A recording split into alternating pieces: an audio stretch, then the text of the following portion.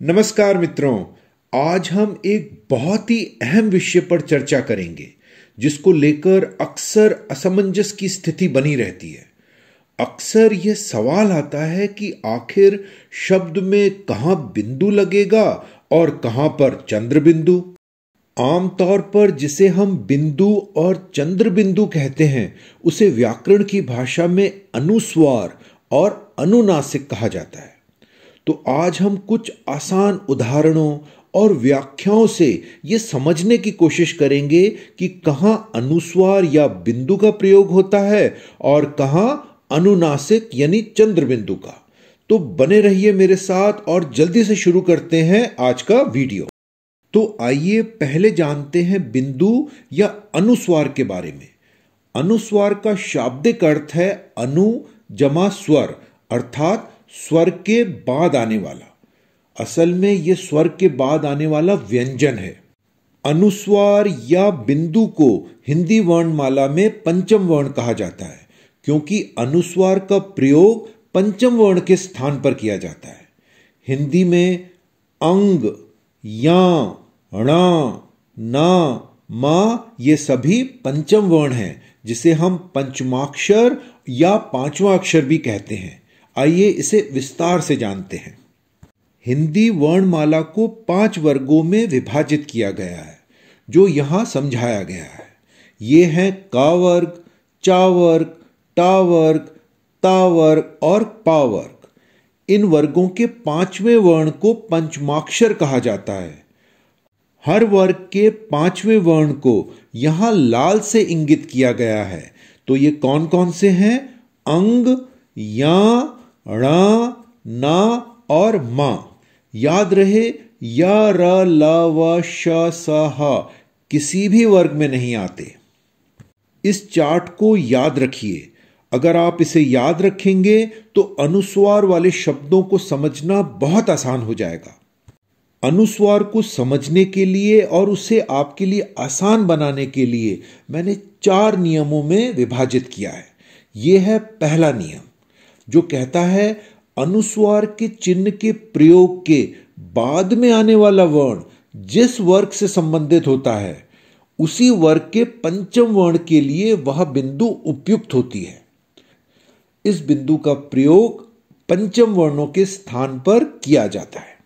आइए अनुसार के इस पहले नियम को हम विस्तार से कुछ उदाहरणों के साथ समझते हैं। उदाहरण के लिए अगर हम लिखना चाहते हैं गेंद, तो आप देखेंगे बिंदु या अनुस्वार के बाद वाला वर्ण यहां पर दा है और दा ता वर्ग से संबंधित है और इस वर्ग का 5वां वर्ण ना है। तो यह बिंदु आधे ना के स्थान पर लगाया गया है क्योंकि इस वर्ग में पंचम वर्ण या पंचमाक्षर ना है। आइए देखते हैं एक और उदाहरण। अगर हम लिखना चाहते हैं पंखा, तो बिंदु के बाद का वर्ण यहां खा है और खा आता है का वर्ग में और का वर्ग का पंचम वर्ण यहां अंग है। तो यहां बिंदु का प्रयोग अंग के स्थान पर किया गया है। तो आइए देखते हैं अनुस्वार का उच्चारण कैसे किया जाता है। अगर हम लिखते हैं संत, तो आप कैसे उच्चारण करेंगे? स, आधा ना और त, संत। इसी तरह लंबा, तो इसमें आप बोल रहे हैं ला, आधा मा और ब, लंबा। इसी तरह और उदाहरण है अंक, अंगूर, कंगन, झंडा। तो आप देखेंगे इन सभी अक्षरों की ध्वनि मूलतः नाक से निकलती है। तो आइए देखते हैं कुछ उदाहरण का वर्ग से, अर्थात जिसमें बिंदु के बाद आने वाला वर्ण का वर्ग से संबंधित है और का वर्ग का 5वां वर्ण यहां अंग है। तो बिंदु यहां इंकित करती है आधे अंग को या बिंदु उसके स्थान पर लगाई गई है। और ये कौन कौन से अक्षर हैं? पहला है शंकर, पंकज, पंखा, जंगल, कंघी। आइए अब देखें चा वर्ग के कुछ उदाहरण। जिसका पांचवा वर्ण है या। तो ये कौन कौन से अक्षर हैं? चंचल, संजय, कुंज, गंजा। याद रहे, इन उदाहरणों में बिंदु किसको इंगित कर रही है? आधे या को, या बिंदु आधे या के स्थान पर लगाई गई है। आइए देखें अब कुछ उदाहरण टा वर्ग से, क्योंकि इनमें बिंदु के बाद आने वाला वर्ण टा वर्ग से है और इस टा वर्ग का पांचवा वर्ण है णा। यहां सभी अक्षरों में बिंदु किसको इंगित कर रहा है?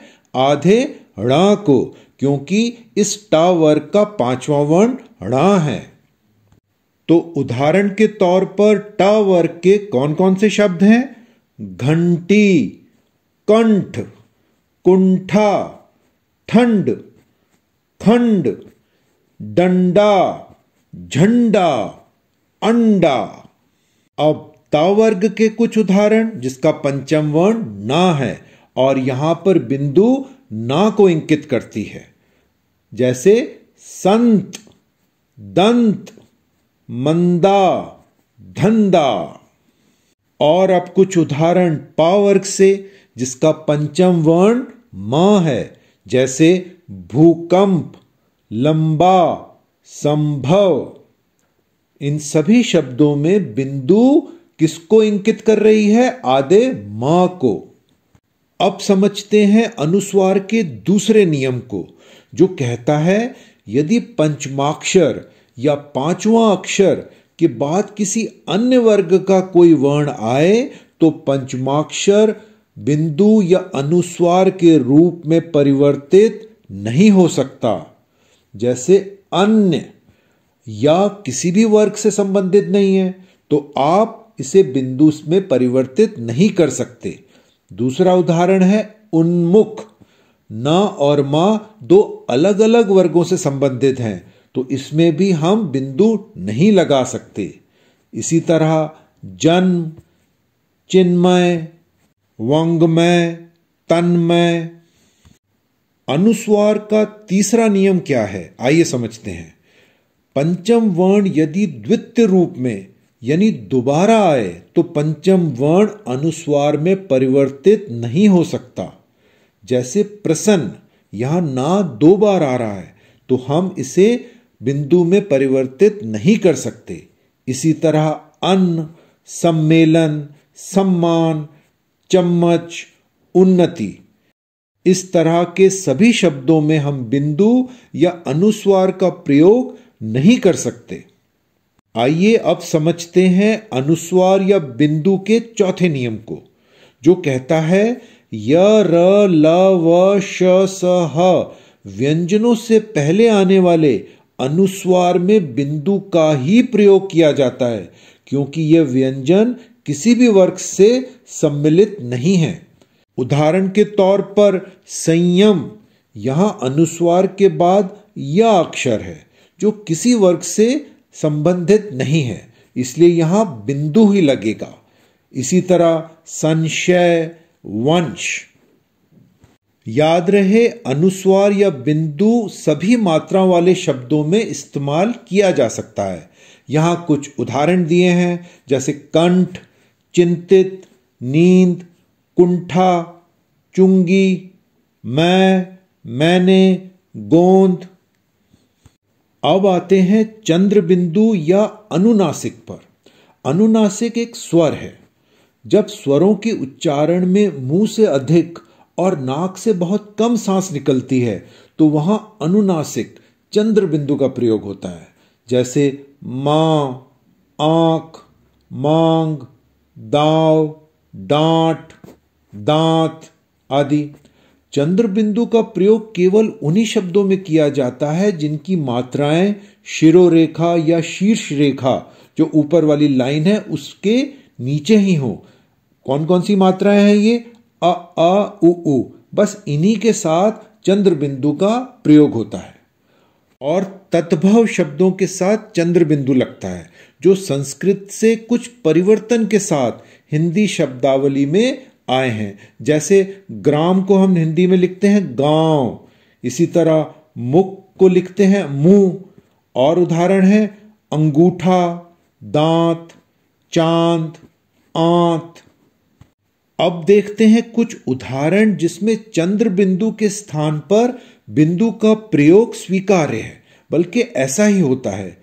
यह वह शब्द है जिसमें शीर्ष रेखा के ऊपर वाली मात्राएं इस्तेमाल की गई हैं, तो सुविधा हेतु चंद्र बिंदु के स्थान पर बिंदु का ही प्रयोग किया जाता है। उदाहरण के तौर पर मैं, इनमें, नहीं, उनमें, शब्दों, उन्होंने। आपने ध्यान दिया होगा कि अनुनासिक ध्वनि जहां चंद्र बिंदु लगता है वह स्वतंत्र व्यंजन न होकर किसी अन्य वर्ण का ध्वनि गुण है। तो आपने देखा इन शब्दों में अनुनासिक ध्वनि होते हुए भी चंद्र बिंदु के स्थान पर बिंदु का प्रयोग परंपरा से होता रहा है।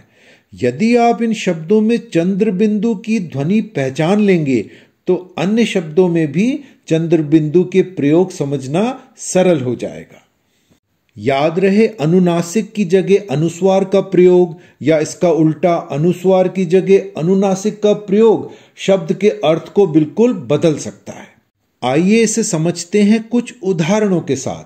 यहां पहला शब्द है हंस, जो जल में रहने वाला पक्षी है। अगर हम इसके ऊपर चंद्र बिंदु लगा देते हैं तो यह बन जाता है हंस, जैसे हंसना। इसी तरह दो शब्द हैं स्वांग, जिसका मतलब है अपना अंग, और अगर हम चंद्र बिंदु लगाते हैं तो यह बन जाता है स्वांग, जिसका मतलब है नाटक। और उदाहरण लेते हैं, जैसे है पुंछ, जो एक जगह का नाम है। अगर हम चंद्र बिंदु इस्तेमाल करते हैं तो यह बन जाएगा पूंछ, जिसका मतलब है दुम। आइए एक उदाहरण और लेते हैं। यहां पहला शब्द है बांटा और दूसरा है बंटा। जब हम बांटा लिखते हैं तब ब और टा के बीच में कोई अन्य ध्वनि ना होकर नासिकीय ध्वनि बा के साथ ही मिली हुई है। ध्यान दीजिए मैं कैसे पढ़ रहा हूं, बांटा।